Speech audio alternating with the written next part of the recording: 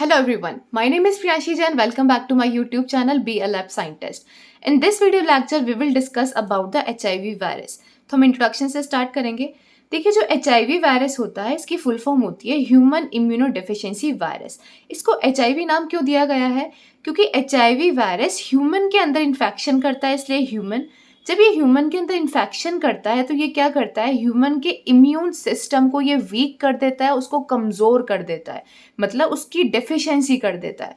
तो इसको कहा गया है ह्यूमन के अंदर ये इम्यूनो डेफिशिएंसी करता है. और ये किस टाइप का माइक्रो ऑर्गेनिज्म है? ये एक वायरस है, तो इसको पूरा नाम दिया गया है ह्यूमन इम्यूनो डेफिशिएंसी वायरस. ये ह्यूमन के अंदर उसके इम्यून सिस्टम को वीक कर देता है, इम्यूनो डेफिशिएंसी करता है, और ये एक वायरस है.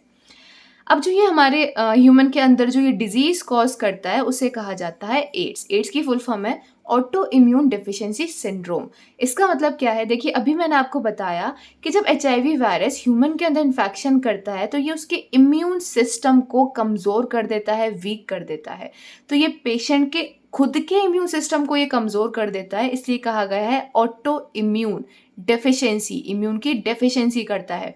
अब देखिए हमें पता है इम्यून सिस्टम का नॉर्मल फंक्शन क्या होता है, इन्फेक्शंस के अगेंस्ट फाइट करना, राइट. कोई भी अगर बीमारी या कोई भी डिजीज़ ह्यूमन को हो रही है तो उसके अगेंस्ट कौन फाइट करता है? उसका इम्यून सिस्टम फाइट करता है. अब किसी के अंदर HIV का इन्फेक्शन हो गया किसी पर्सन के अंदर, तो उसका इम्यून सिस्टम कमज़ोर पड़ गया है. कमज़ोर पड़ गया है इस वजह से वो अब बीमारियों से लड़ नहीं पाएगा, डिजीज़ से लड़ नहीं पाएगा, जिसकी वजह से क्या होगा, उस पेशेंट के अंदर बहुत तरीके की ग्रुप ऑफ डिजीज़, मतलब पूरा डिजीज़ का एक ग्रुप भी उसके अंदर, मतलब बहुत तरह तरह की बीमारी उस पेशेंट को हो सकती है. तो सिंड्रोम का मतलब क्या होता है? ग्रुप ऑफ डिजीज़, मतलब एक नहीं, उसको कई तरीके की अलग अलग बीमारियां हो सकती है क्योंकि उसका इम्यून सिस्टम वीक हो गया है, इसलिए इसको कहा जाता है ऑटो इम्यून डेफिशिएंसी सिंड्रोम. अब देखिए ये जो वायरस है ये रेट्रोवेरिडी फैमिली से बिलोंग करता है. हमें पता है जो क्लासिफिकेशन होता है वायरस का, तो कोई ना कोई वायरस एक फैमिली से बिलोंग करता है. तो HIV वायरस जो है वो रेट्रोवेरिडी फैमिली से बिलोंग करता है. ऐसा क्यों है? क्योंकि इस वायरस के पास एक एंजाइम प्रेजेंट होता है जिसका नाम होता है रिवर्स ट्रांसक्रिप्टेज. अब इस एंजाइम का क्या काम होता है, क्या इसका यूज़ है? तो देखिए होता क्या है, जो HIV वायरस जब ह्यूमन सेल, मतलब ह्यूमन के अंदर जब इन्फेक्शन करता है ना, तो इसका इन्फेक्शन करने का फंडा क्या रहता है कि HIV वायरस अपने जेनेटिक मटेरियल को ह्यूमन के जेनेटिक मटेरियल से जोड़ता है. क्यों जोड़ता है? जिससे जब ये इसका जेनेटिक मटेरियल ह्यूमन के जेनेटिक मटेरियल से जुड़ जाएगा ना, तो वायरस हमारी सेल के ऊपर काबू कर सकता है. वो इतना काबू कर सकता है कि हमारे सेल को अपनी तरीके से रेप्लिकेट कर सकता है. उसकी सारी मशीनरी, हमारे सेल की जो भी सारी मशीनरी है उसका ये फ़ायदा उठा सकता है. तो वो फ़ायदा उठाने के लिए इसको सबसे पहले क्या करना पड़ेगा, अपने जेनेटिक मटीरियल को ह्यूमन के जेनेटिक मटीरियल से जोड़ना पड़ेगा. तो उसके लिए क्या करता है, देखिए जो HIV वायरस होता है ना, इसके पास जो जेनेटिक मटेरियल होता है वो होता है RNA, और हमारे ह्यूमन सेल के पास जो जेनेटिक मटेरियल होता है वो होता है DNA. अब RNA से DNA तो जुड़ नहीं सकता, लेकिन इसको अपने जेनेटिक मटेरियल से जोड़ना है.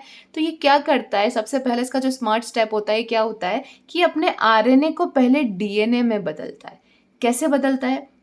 देखिए जो सेंट्रल डोग्मा ऑफ लाइफ है वो हमें क्या बताती है कि जब DNA RNA में बदलता है तो इस प्रोसेस को कहा जाता है ट्रांसक्रिप्शन, राइट. DNA अगर RNA में बदलेगा तो इसको कहा जाएगा ट्रांसक्रिप्शन. और अगर RNA DNA में बदले तो इसे हम क्या बोल देंगे, ये चीज रिवर्स हो रही है. अब पहले तो DNA से RNA बन रहा था तो ट्रांसक्रिप्शन बोला, बट जब RNA से DNA बनेगा तो हम इसे क्या बोलेंगे, रिवर्स ट्रांसक्रिप्शन. हमने ट्रांसक्रिप्शन को रिवर्स कर दिया है, अब RNA से DNA बनाया है. तो रिवर्स ट्रांसक्रिप्शन करने के लिए जो हमें एंजाइम चाहिए वो होता है रिवर्स ट्रांसक्रिप्टेज. तो ये रिवर्स ट्रांसक्रिप्टेज इस तरीके से इसकी हेल्प करता है कि HIV वायरस अपने RNA को पहले DNA में बदलता है. अब इस DNA को हम कहेंगे वायरल DNA. किस एंजाइम की हेल्प से? रिवर्स ट्रांसक्रिप्टेज की हेल्प से, जिससे ये क्या हो जाते हैं, दोनों जुड़ जाते हैं. अब ये DNA बन चुका है, ये एक वायरल DNA है. अब ये DNA बन गया तो DNA से जुड़ सकता है, तो ह्यूमन का DNA और वायरल का DNA एक दूसरे के साथ जुड़ जाते हैं, और इस तरीके से जो वायरस है वो हमारी सेल की पूरी मशीनरी पे काबू कर सकता है. तो viral DNA integrated and replicated in human host cell, मतलब ये इसके साथ जुड़ जाएगा और हमारे ह्यूमन के सेल्स के अंदर क्या कर सकता है, ये रेप्लिकेट कर सकता है. यहाँ मैंने लिखा है कि जो ट्रांसक्रिप्शन होती है is the process in which DNA convert into RNA. Normal transcription transcription क्या होती है, डीएनए से आरएनए बनना, और आरएनए से जब डीएनए बनता है तो हम इसको क्या बोलते हैं, रिवर्स ट्रांसक्रिप्शन। नेक्स्ट है morphology of HIV virus. Morphology मतलब एचआईवी वायरस की मॉर्फोलॉजी कैसी है, ये हमें दिखता कैसा है, इसका स्ट्रक्चर कैसा है। तो देखिए जो एचआईवी वायरस है ये रफली स्फेरिकल होता है, मतलब ये गोल शेप का होगा। अगर हम इसका रफ डायग्राम देखेंगे तो ये गोल शेप का नजर आएगा। ये एक एनवेलप्ड आरएनए वायरस होता है। एनवेलप का देखिए मतलब क्या होता है, जनरल एनवेलप का मतलब क्या होता है, हम किसी एनवेलप के अंदर एक लेटर डालते हैं, मतलब उस लेटर को एक कवरिंग देते हैं जिससे वो लेटर प्रोटेक्टेड रहे, राइट। तो यहाँ पे भी एनवेलप का मतलब क्या होता है, कई ऐसे वायरस होते हैं जिनके पास सिर्फ जेनेटिक मटेरियल प्रेजेंट होता है, उनके बाहर कोई भी लेयर या कोई भी कवरिंग प्रेजेंट नहीं होती है। बट एचआईवी वायरस का जो जेनेटिक मटेरियल है वो बीच में प्रेजेंट होता है और बाहर इसके क्या होती है, कवरिंग प्रेजेंट होती है। इसी कवरिंग को क्या कहा जाता है, एनवेलप कहा जाता है। इसलिए ये एक एनवेलप्ड आरएनए वायरस है। इसका जो डायामीटर है वो लगभग 90 to 120 नैनोमीटर होता है। अब देखिए डिफरेंट डिफरेंट स्ट्रक्चर्स हैं इसके वायरस के। तो सबसे पहले स्टार्ट करेंगे एनवेलप से।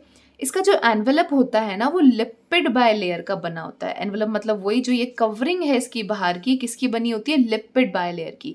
देखिए जो वायरस है ना एचआईवी वायरस, ये काफ़ी स्मार्ट वायरस होता है। एक स्टेप तो मैंने इसका बता दिया, एक स्मार्ट स्टेप किया अपने आरएनए को डीएनए में बदल के, फिर उस डीएनए को अपने ह्यूमन डीएनए से जोड़ देता है। सेकेंड इसका जो दूसरा स्मार्ट स्टेप है ना वो क्या है कि इसकी जो ये बाहर की लेयर होती है ये किसकी होती है, लिपिड बाय लेयर की होती है। ऐसा क्यों, क्योंकि हमारा जो ह्यूमन सेल होता है ना, उस ह्यूमन सेल की जो बाहर की लेयर होती है वो भी लिपिड बाय लेयर की होती है। इस वायरस की भी जो बाहर की लेयर है वो लिपिड बाय लेयर की है। मतलब ये आपका एचआईवी वायरस है, ये आपका ह्यूमन सेल है, दोनों की क्या है, लिपिड बाय लेयर है। तो जैसे ही एचआईवी वायरस ह्यूमन सेल के पास आएगा तो दोनों लेयर का क्या नेचर सेम है, दोनों लिपिड बाय लेयर हैं। तो जैसे ही ये आसपास आएंगी अपने पास में तो ये आराम से क्या हो जाएंगी, जुड़ जाएंगी, क्योंकि दोनों सेम नेचर की हैं, जुड़ जाएंगी और फ्यूज हो जाएंगी। इसे कहा जाता है फ्यूजन। ये फ्यूज हो जाएंगे और एक सेल बन जाएगा। अब क्या हो गया, आपका एचआईवी वायरस आपकी ह्यूमन सेल के साथ जुड़ चुका है। अब ये अपने जेनेटिक मटेरियल को हमारे ह्यूमन सेल के अंदर इंसर्ट कर देता है और हमारे ह्यूमन सेल को अपने काबू में ले लेता है। तो लिपिड बायलेयर का इसका क्या यहाँ पे यूज है कि ये अपने लिपिड बायलेयर को ह्यूमन के लिपिड बायलेयर से फटाफट से फ्यूज करके और हमारे ह्यूमन सेल के साथ फ्यूज हो जाता है।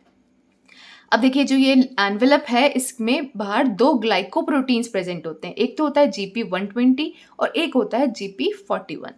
नेक्स्ट है इसका मैट्रिक्स प्रोटीन, ये वाला जो है इसे कहा जाता है, ये जो पिंक कलर से ये लाइन बनाई है इसे कहा जाता है मैट्रिक्स प्रोटीन। यहाँ पे मैंने स्ट्रक्चर में भी एम यहाँ से एम बनाया है जिससे हमें याद रहे कि ये मैट्रिक्स प्रोटीन है। इस मैट्रिक्स प्रोटीन का फंक्शन क्या होता है, देखिए मैंने अभी बताया कि ये वाला क्या होता है, GP41 होता है। तो ये मैट्रिक्स प्रोटीन क्या करता है, GP41 को यहाँ पे एक सपोर्ट देता है जिससे ये GP41 यहाँ पे क्या रहे, इम्बेडेड रहे, इस लिपिड बायलेयर में ये ठसा रहे। तो यहाँ पे ये पीछे से क्या करता है, GP41 को सपोर्ट देता है कि इसी लेयर में यहाँ पे जुड़ा रहे। तो it stabilize the GP41 glycoprotein. Next आता है हमारा कोर। देखिए कोर का मतलब क्या होता है, जनरली जो मिडिल पार्ट होता है एकदम है ना कोर, उसे हम यहाँ पे जो मिडिल पार्ट है ये वाला पार्ट क्या कहलाएगा, इसका एचआईवी वायरस का कोर कहलाएगा। इस कोर के अंदर तीन मेन चीजें होती हैं, एक तो न्यूक्लियोकैप्सिड, ये जो है ये न्यूक्लियोकैप्सिड है, इसके अंदर इसका जेनेटिक मटेरियल और इसके एंजाइम्स, ये तीन चीजें हैं जो कोर में इन्वॉल्व होती हैं। एक तो इसका न्यूक्लियोकैप्सिड, इसका जेनेटिक मटेरियल और इसके एंजाइम्स। तो नेक्स्ट है हमारा न्यूक्लियोकैप्सिड क्या होता है। न्यूक्लियोकैप्सिड जो होता है इसका ये वाला, ये आइकोसाहेड्रल शेप का होता है, ठीक है। आइकोसाहेड्रल शेप का मतलब क्या होता है, जब हम इसको 3D स्ट्रक्चर में देखेंगे ना तो यहाँ पे जैसे ये 5 आपको साइड्स नजर आती है ना, आइकोसाहेड्रल शेप इसकी ऐसी होती है कि इसमें 20 साइड्स होती हैं। 3D स्ट्रक्चर में 20 साइड्स दिखती हैं इसके अंदर। तो ये होता है इसकी न्यूक्लियोकैप्सिड जिसके अंदर आरएनए और एंजाइम्स, जेनेटिक मटीरियल और एंजाइम्स होते हैं। तो यहाँ पे इसका जो जेनेटिक मटेरियल होता है वो होता है दो, इसके अंदर पॉजिटिव सेंस के सिंगल स्ट्रैंडेड क्या होते हैं, आरएनए होते हैं इसका जेनेटिक मटेरियल एचआईवी वायरस का। नेक्स्ट इसमें प्रेजेंट होते हैं एंजाइम्स। यहाँ पे 3 एंजाइम्स प्रेजेंट है, इसकी जो शॉर्ट में है RIP। तो R से होता है रिवर्स ट्रांसक्रिप्टेज, इसका क्या काम होता है मैंने अभी आपको समझाया। इंटीग्रेज एंड प्रोटीज, ये 3 इसके एंजाइम्स होते हैं।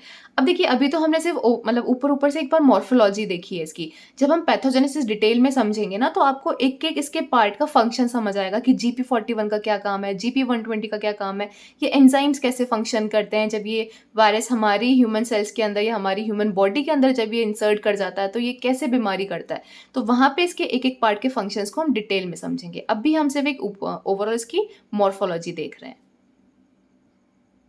अब नेक्स्ट है structural genes of virus. Structural genes का मतलब क्या होता है कि एचआईवी वायरस के अंदर ऐसे जीन्स प्रेजेंट हैं जो उसके स्ट्रक्चर को बनाते हैं। तो ऐसे वो कौन से जीन्स हैं? ऐसे जीन्स हैं उसके ईएनवी जीन्स, गैग जीन्स और पोल जीन्स। 3 इसके अंदर स्ट्रक्चरल जीन्स होते हैं, ईएनवी जीन, गैग जीन और पोल जीन। देखिए नॉर्मली हमें पता है कि जीन्स क्या बनाते हैं। जीन्स ओवरऑल क्या बनाते हैं? प्रोटीन्स बनाते हैं। और फिर ये प्रोटीन्स जो होते हैं वो किसी भी स्ट्रक्चर को बनाने के लिए रेस्पॉन्सिबल होते हैं। मतलब हमारी बॉडी में जो स्ट्रक्चर बनता है वो किसकी वजह से बन रहा है? प्रोटीन्स की वजह से। प्रोटीन्स कौन बना रहे हैं? जीन्स बना रहे हैं। तो अभी हम इस टॉपिक में ये समझ रहे हैं कि एचआईवी वायरस के पास ऐसे कौन से जीन्स हैं जो उसके प्रोटीन्स को बनाते हैं और वो प्रोटीन्स उसका स्ट्रक्चर बनाता है। ठीक है, तो अभी हमने पूरा स्ट्रक्चर देखा था ना मॉर्फोलॉजी एचआईवी वायरस की, तो वही सारे प्रोटीन्स हैं, बस इसमें हम ये देख रहे हैं कि कौन सा जीन उस प्रोटीन को बना रहा है। तो जो ईएनवी जीन होता है वो एनवेलप प्रोटीन्स को बनाता है। जैसे हमने एनवेलप पे देखे थे प्रोटीन GP41 और GP120। जो गैग जीन होता है वो प्रोटीन्स बनाता है P7, P17, P24। जो पोल जीन होता है वो सारे एंजाइम्स बनाता है, जैसे RIP, reverse transcriptase, integrase and protease. तो ये सारे जीन्स इन प्रोटीन्स को बनाते हैं। इसको कहा जाता है स्ट्रक्चरल जीन्स ऑफ वायरस।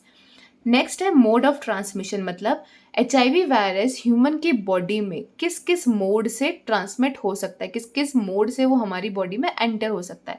तो यहाँ पे 3 मेन मोड होते हैं ट्रांसमिशन के एचआईवी वायरस के। पहला होता है sexual transmission. The virus can be transmitted through contact with infected semen और वेजाइनल फ्लूइड। अगर हमारी बॉडी किसी भी इन्फेक्टेड सीमन और वेजाइनल फ्लूइड के कॉन्टैक्ट में आती है तो उस रूट से भी हमारी बॉडी में एचआईवी वायरस एंटर हो सकता है। सेकेंड है पेरीनेटल ट्रांसमिशन। इसका मतलब अगर कोई मदर एचआईवी इन्फेक्टेड है तो वो अपने बेबी को भी एचआईवी वायरस का इन्फेक्शन कर सकती है, प्रेगनेंसी के टाइम पे, लेबरिंग के टाइम पे, डिलीवरी के टाइम पे। इस टाइप के मोड को कहा जाता है, मदर से जो बेबी को इन्फेक्शन जाता है उसे कहा जाता है पेरीनेटल ट्रांसमिशन। नेक्स्ट है पेरेंटल ट्रांसमिशन। पेरेंटल ट्रांसमिशन का मतलब क्या होता है कि हमारी बॉडी में जब इंजेक्शंस लगते हैं तो वो इंजेक्शन हमारी बॉडी में एंटर होते हैं। इंजेक्शन जैसे वो सबक्यूटानियस ही लगा, इंट्रावीनस लगा, इंट्रामस्कुलर लगा या इंट्रास्टर्नल लगा, ये सारे इंजेक्शन जब हमारे लगते हैं, अगर वो इंजेक्शंस एचआईवी से इन्फेक्टेड हैं तो वो हमारी बॉडी में एंटर कर गए, तो इस तरीके से भी एचआईवी वायरस हमारी बॉडी के अंदर एंटर कर सकता है। तो 3 मोड हैं, sexual, perinatal and parental. So yeah, this is all about the video. If you like this video, please like, share and subscribe to my YouTube channel. Thank you so much for watching.